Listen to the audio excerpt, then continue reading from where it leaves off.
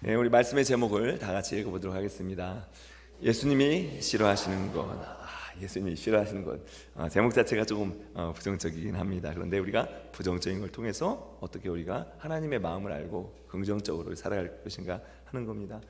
우리가 누가라는 신앙생활할 때 복을 받기를 원하지 책망받거나 화를 당하거나 저주를 받거나 이렇게 원하지 않습니다. 하나님은 우리에게 복 주시는 만복의 근원 하나님이십니다. 아멘입니까? 네, 정말 그렇습니다. 말씀에 있는 그대로 정말 만복의 근원, 우리가 찬양하는 그대로입니다. 여러 가지 말씀이 있지만 우리 신명기 28장은 정말 귀한 말씀이죠. 다 같이 읽어보겠습니다. 내가 들어와도 복을 받고 나가도 복을 받을 것이니라. 아멘. 네, 안에서나 밖에서나 다 하나님께서 복을 주신다는 그런 약속입니다. 우리가 길을 가다가 어떤 공사 중이나 DTO 사인이 있으면 그냥 가면 되지 않죠. 돌아갈 수 있어야 합니다. 그래야 또 바른 길을 가고 또 그 길을 가야 목적지에 잘 도달할 수 있습니다. 오늘 본문의 말씀이 이제 누가복음의 말씀 이렇게 순서대로 이렇게 하다 보니까 화나 저주에 대한 그런 말씀입니다. 오늘 갑자기 오늘 방문하신 분도 계신 것 같은데 충분히 소화시킬 수 있는 분이시라고 생각이 듭니다. 그런데 화나 저주에 대한 말씀이지만 이것을 우리가 어떻게 하나님의 마음, 예수님의 마음을 알 수 있을까 하는 것입니다. 우리가 예수님이 화 있을진저, 저주에 대한 그런 말씀이죠. 이것을 6번씩이나 반복하면서 책망하셨던 그런 말씀을 통해서 우리가 반면교사라고 그러죠. 이 모습을 통해서 우리는 이렇게 하면 되지 않겠다 하는 그런 마음, 칭찬 듣는 하나님이 준비하신 그 복을 누릴 수 있는 그런 삶이 우리 삶 가운데 이루어지기를 간절히 축원드립니다. 자, 우리 42절부터 54절 말씀까지인데요. 한번 다 같이 읽어보겠습니다. 화 있을진저 너희 바리새인이여, 너희가 박하와 운양과 모든 채소의 11조는 드리되 공의와 하나님께 대한 사랑은 버리는도다. 그러나 이것도 행하고 저것도 버리지 말아야 할지니라. 아멘. 첫 번째 하신 말씀이 너희가 종교 행위만 하지 말고 하나님을 사랑하고 하나님께서 원하시는 뜻, 하나님의 공의를 행하라 하시는 말씀입니다. 그러면서 예수님께서는 우리에게 더 바라시는 것 같아요. 너희가 이것도 행하고 저것도 버려야 하지 말지니라. 그리스도인이라면 바로 이 모든 것을 다 할 수 있는, 좀 무겁게 이게 짐이 될 수도 있지만 그 짐이 아니라 하나님이 원하시는, 예수님이 원하시는 그런 마음입니다. 그러면서 첫 번째로 언급하시는 게 11조에 대한 언급을 하십니다. 11조 이야기가 나오는데 바리새인들은 그렇게 했다는 것이죠. 현금만 한 것이 아니라 채소와 또 과일에 대한 그런 11조까지 드렸다는 겁니다. 근데 이것은 이제 현대적으로 유진 피터슨이 메시지라는 성경을 쓰면서 현대어로 이렇게 번역을 했습니다. 뭐냐면 그들은 every nickels and every dime, 모든 니클과 다임을 다 계산하면서 하나님께 드렸다. 센트까지 다 계산하면서 하나님께 드렸다 하는 겁니다. 정확하게 했다는 거예요. 11조를 정확하게 한다고 했는데 하나님을 향한 진정한 사랑은 그들 가운데 보이지 않았다는 겁니다. 예수님이 하시는 말씀이 이런 것 같아요. 이게 부담으로 하는 것이 아니라 어떤 정확히 했어 하면서 끝나는 것이 아니라 하나님을 사랑하는 마음이 있으면 하나님의 뜻을 행하고자 하는 것이 바로 11조라는 겁니다. 어떤 분은 이렇게 얘기하셔요. 목사님, 11조는 구약에 대한 말씀이죠. 이게 왜 신약에 대한 말씀입니까? 우린 안 해도 되는 거 아니겠습니까? 대충 넘어가려고 하시는 분들이 이렇게 얘기를 하시는 것 같아요. 미국의 존경받는 그 목회자이시죠. 존 파이퍼 목사님이 제가 인용을 했습니다. 이렇게 이야기를, 이 본문을 해석합니다.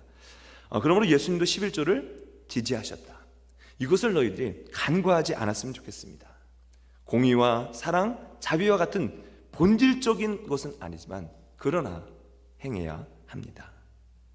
11조는 하나님을 사랑하는 것, 그 원칙을 존중할 것을 예수님께서 말씀해주고 있습니다. 그러면서 존 파이퍼 목사님이 이렇게 얘기해요. 11조는 본인이 속해 있는 교회에 하시면 됩니다. 저희 집회에 왔다고 하시는 것이 아니라 본인이 속해 있는 교회에 하시면 됩니다. 우리가 공부하고 있는 모세오경이 있습니다. 우리 셰퍼드 라이프를 공부를 하면서 모세오경도 함께 공부를 합니다. 근데 이 T의 성경 공부 과정이 영국에서 만들어지면서 존 스토트 목사님과 그 신학자들이 함께 이 성경 공부 교재를 신학교 교재로 만든 겁니다. 그러면서 우리가 모세오경을 한 2주 전에 하면서 이 내용이 나왔죠. 이 내용에 이렇게 되어 있습니다. 아브라함이 전리품을 가지고 돌아오면서 멜기세덱에게 11조를 한 것 같이 우리는 멜기세덱보다 더 위대한 제사장이신 예수님께 소득의 11조를 드리는 것을 중요한 일로 생각해야 합니다. 왜 그렇습니까? 예수님이 우리의 삶의 주인이심을, 모든 것이 주님께로 왔음을 고백하는 것이 바로 11조입니다. 그래서 말라기에서는 이렇게까지 말씀을 하시죠. 말라기 3장 말씀 다 같이 읽어보겠습니다. 만군의 여호와가 이르노라 너희의 온전한 11조를 드려 나의 집에 양식이 있게 하고 그곳으로 나를 시험하여 내가 하늘문을 열고 너희에게 복을 쌓을 곳이 없도록 붙지 아니하나 보라. 아멘. 11조를 온전한 11조를 한번 드려봐라. 그리고 하나님이 복을 주시나 안 주시나 한번 두고 봐라. 그러니까 복을 주시려는, 축복의 통로가 되게 하시려는 하나님의 의지가 들어있는 말씀이 이 말씀입니다. 근데 이 11조는 정말 우리가 실제적으로 체험을 해야지 이게 되는 것 같아요. 지난주에도 이제 전화를 이렇게 들어보니까 저희 아내하고 이제 자녀들하고 통화를 하는 거예요. 통화를 하는데 대학에 가니까 이제 워크스터디를 하잖아요. 일을 하는데 그 스터디에서 들어온 돈들이 뱅크 어카운트로 이렇게 직접 들어간단 말이죠. 요즘에는 맨하튼의 월가에서 젊은이들이 체크를 안 쓰더라고요. 체크가 없어가지고 요즘엔 다 그냥 이머니로 다 사용을 하고, 이렇게 뭐 크레딧 카드도 아니에요. 이머니로 막 다 사용하고 하니까 책북이 없다는 거예요. 그래서 어떻게 골드만삭스에서 일하면서 체크가 없을까? 제가 그런 경험을 또 했습니다. 2번이나 그렇게 경험을 했어요. 근데 이제 뭐라고 얘기하냐면 저희 자녀가 이렇게 얘기합니다. 이게 은행으로 직접 들어가니까 11조를 할 수가 없어. 그냥 듣는 이야기가 이렇게 설명을 하더라고요. 야, 11조는 다 쓴 다음에 남는 것을 드리는 것이 아니라 먼저 하나님께 구별하여 드리는 게 11조야. 그러니까 아빠한테 보내. 그럼 아빠가 저쪽에 두었다가 내가 오면은 드릴 수 있게 이렇게 해줄게 하면서 하나님의 우선순위를, 하나님을 사랑한다면서 먼저 표현하는 것, 이렇게 대화하는 것을 제가 들었습니다. 여러분, 우리가 요즘같이 정말 갈수록 더 어려워지는 것 같아요. 갈수록 더 어려워지는 것 같아요. 근데 우리가 이 땅에 살면서 제일 또 중요한 것이 이 경제적인 것, 머니, 이거 아니겠습니까? 정말 어느 때는요 그런 것 같아요. 마이너스가 될 때가 있습니다. 그러면 하나님도 아시죠? 하나님 아시죠? 빚을 내서 하라는 것이 아닙니다. 하나님 아시죠?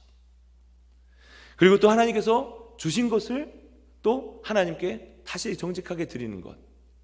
예수님은요 과부의 2렙돈까지도 정직하게 있는 모습 그대로 전부라고 받으십니다. 우리가 100불을 벌을 때 10불을 할 수 있어야 사실은 나중에 100만 불을 벌을 때 10만 불을 할 수가 있습니다. 만약 하나님 앞에 우리가 정직하게 살지 못하는데 잘 산다. 그래도 우리가 잘 살고 있다. 그러면 이건 복이 아닌 것 같아요. 하나님 앞에 정직하면 하나님께서 우리에게 더욱더 감사가 넘치게 하십니다. 이거를 사실은 경험해 봐야지 감사한 마음으로 할 수 있는 것 같습니다.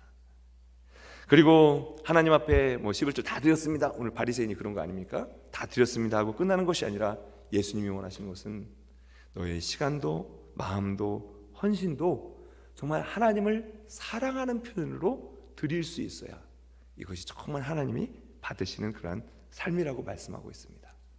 우리가 하나님을 사랑하죠? 이웃도 사랑하죠? 우리가 사랑을 정말 이렇게 잘 표현할 수 있는 저와 여러분이 되었으면 좋겠습니다. 43절 말씀, 두 번째 말씀 다 같이 읽어보겠습니다. 화 있을진저 너희 바리새인이여, 너희가 회당의 높은 자리와 시장에서 문 안 맞는 것을 기뻐하는도다. 아멘. 두 번째는 예수님이 왜 책망을 하시냐면 대접받기를 더 원한다는 거예요. 대접하는 것이 아니라 대접받기를 더 원한다는 겁니다. 지난주에 우리 밥상 공동체에 대한 이야기를 하면서 식사를 한번 하실 수 있으면 나눠보시라고 이렇게 말씀드렸는데 이렇게 하셨는지 모르겠어요. 엊그제 브로드웨이에서 이제 저희 나무를 이렇게 자르는데 브로드웨이에서 일을 하던 공사하시던 분이 Pastor, thank you for your delicious pastry. 이러는 거예요. 지난주에 빵 얘기했잖아요. 그러는 거예요. 그래서 제가 You are welcome. I'll try to make another chance. 기회가 있으면 한 번 더 해주겠다고. 정말 그런데 너무 감사하더라고요. 지난주에 일을 하면서 나무를 치는 분들이 7분이 오셔가지고 이제 이틀 동안 풀로 이렇게 나무를 쳤습니다. 그런데 보니까 점심 시간이 되었는데 구석에 가가지고 이제 어떤 한 분이 이렇게 준비를 해서 구석에 가가지고 이렇게 드시려고 하시더라고요. 그래서 제가 문을 열고 나가지고 우리 친교실로 들어와서 드시라고. Please come. 그랬더니 Oh no, my shoes so dirty. It's okay. Come. 그래서 이틀 동안 저희 친교실에서 이렇게 식사를 나눴습니다. 제가 이렇게 나눠 식사를 준비해드린 건 아니에요. 물론 이제 커피만 이렇게 준비해가지고 드실 수 있으면 드시게 했습니다. 우리가 정말 잘 대접해 드리는 것, 이것이 우리가 해야 될 그런 일이라는 겁니다. 사실은 설교자나 목사가 더 많이 대접을 많이 받는 위치에 있어요. 근데 저도 이렇게 늘 생각합니다. 바리새인처럼 되지 말아야지. 칭찬 듣는 삶은 우리가 대접해주는, 섬기는 그런 삶이 칭찬 듣는 삶입니다. 그 중에 가장 위험한 것 중에 하나가 우리가 나는 받아야 돼, 그런 영적인 교만이 있을 때입니다. 새벽기도 할 필요도 없고 성경을 읽을 필요도 없고 왜 교회에 나가 혼자서 신앙 잘 지키면 되지 뭐. 그때부터 무너지기 시작하는 것 같아요. 우리 지난주에 우리 사이드 앤 사운드 다니엘 뮤지컬 우리 어르신들이 다녀왔습니다. 다녀왔는데 한 분께서 이렇게 고백을 하시더라고요. 목사님, 이걸 보니까 정말 다니엘이 그냥 어려울 때만 기도한 것이 아니라 그 인생의 끝까지 기도하는 것을 보면서 기도가 이렇게 중요한지 다시 한번 더 깨닫게 되었습니다. 한번 기도했다고 끝나는 것이 아니라, 예전에 기도했다고 끝나는 것이 아니라 끝까지 기도하는 영적인 겸손함이 저와 여러분 가운데 있기를 간절히 바랍니다. 바울이 경고한 것이 있습니다. 갈라디아 6장 3절 말씀 다 같이 읽겠습니다. 만일 누가 아무것도 되지 못하고 된 줄로 생각하면 스스로 속임이라. 아직도 부족한데, 아직도 주님 보시기 멀었는데 우리가 정말 겸손한 마음을 가져야 될 줄 믿습니다. 성경에서 예수님께서 정말 막 책망하신 교회가 있어요. 라오디게아 교회가 있습니다. 지난 이제 성지 탐방을 다녀오면서 라오디게아 교회를 딱 지역을 갔는데 그래서 예수님이 이렇게 책망하셨구나. 보니까 교회는 멋지게 교회터가 있어요. 그런데 이렇게 설명을 하더라고요. 라오디게아 교회는 너무나도 재정적으로 넉넉한 교회라 황제가 자신의 금고를 라오디게아에 맡길 정도로, 지금으로 말하면 스위스 은행과 같은 그런 역할을 했던 것이, 풍부한 것이 라오디게아였다는 겁니다. 그러다 보니까 그의 신앙이 나는 부유해, 나는 이 정도면 됐어, 그런 마음을 가졌다는 거예요. 근데 예수님께서 요한계시록 3장에 뭐라고 하십니까? 이렇게 얘기하십니다. 내 곤고한 것과 가련한 것과 가난한 것과 눈먼 것을 내가 알지 못하는도다. 라오디게아 성도들이 가졌던 마음과는 전혀 다른 마음으로 예수님께서 책망을 하고 계신 겁니다. 그렇구나. 순간순간 하나님이 우리 부어주실 때도 늘 겸손한 것이 하나님이 원하시는 그러한 마음이구나. 저와 여러분이 뭐가 좀 넉넉히 있습니까? 많이 배웠습니까? 명예가 있습니까? 할 수 있는 힘이 있습니까? 그때 우리가 더 섬길 수 있는, 더 대접할 수 있는 주님의 마음을 가질 수 있는 저와 여러분이 되었으면 좋겠습니다. 자, 세 번째입니다. 자, 44절 말씀 다 같이 읽겠습니다.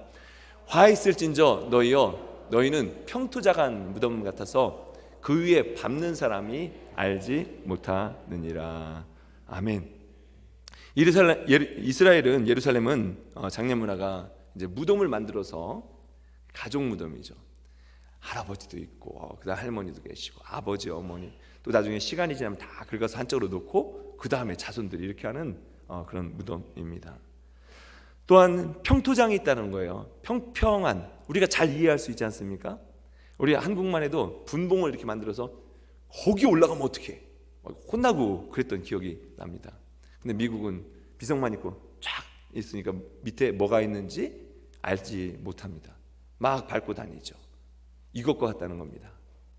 안에는 시신의 시체가 썩고 있는데 겉에는 번지르하게 아닌 것 같은 그러한 모습이 바리새인들의 모습이라는 겁니다. 경건의 모양이 있는데 그 능력이 없는 그런 삶을 살아가는 것을 예수님께서도 책망하고 계시는구나. 저와 여러분이 정말 우리의 정결한 마음과 우리 겉과 속이 다 주님을 기쁘시게 할 수 있는 그런 삶이 저와 여러분이 다 되시길 간절히 바랍니다. 자, 네 번째 46절 말씀 다 같이 또 읽겠습니다.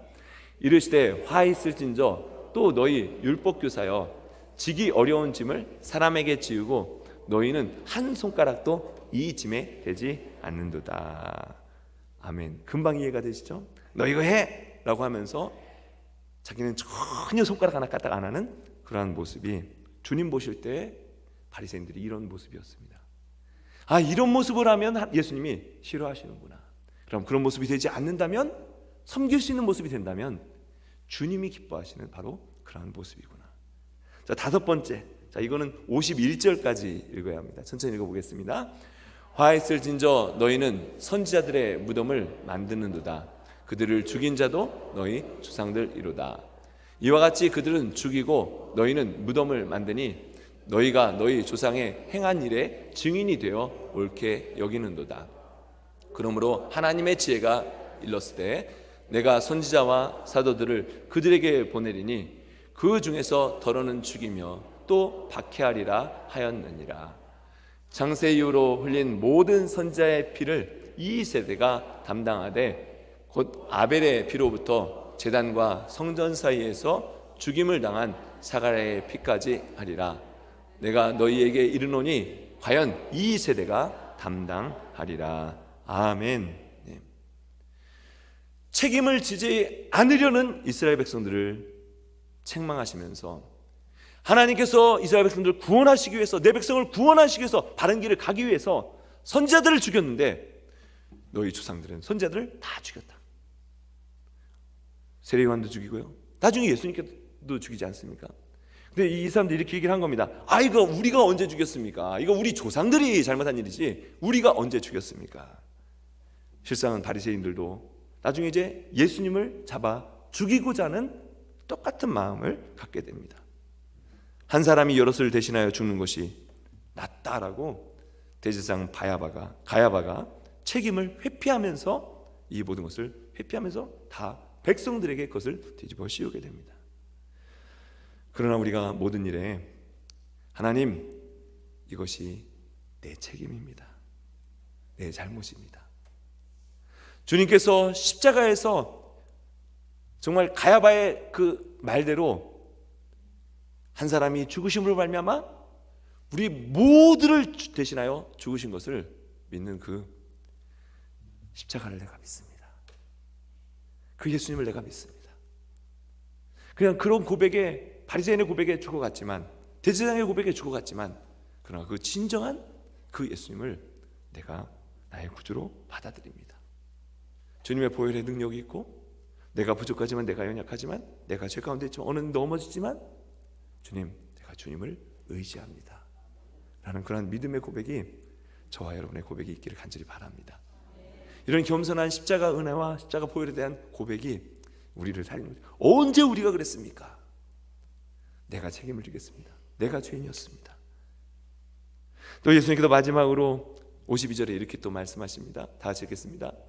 화 있을진저 너희 율법교사여 너희가 지식의 열쇠를 가져가소서. 너희도 들어가지 않고 또 들어가고자 하는 자도 막았느니라 하시니라. 아멘. 안타까운 말씀이죠. 너희만 천국에 못 들어가는 것이 아니라 너희의 그 입술로, 너희의 그 행동으로 다른 사람이 곳에 들어가지 못하게 하는 것, 그것이 난 안타깝다. 우리의 입술은 어떻습니까? 우리 행동은 어떻습니까?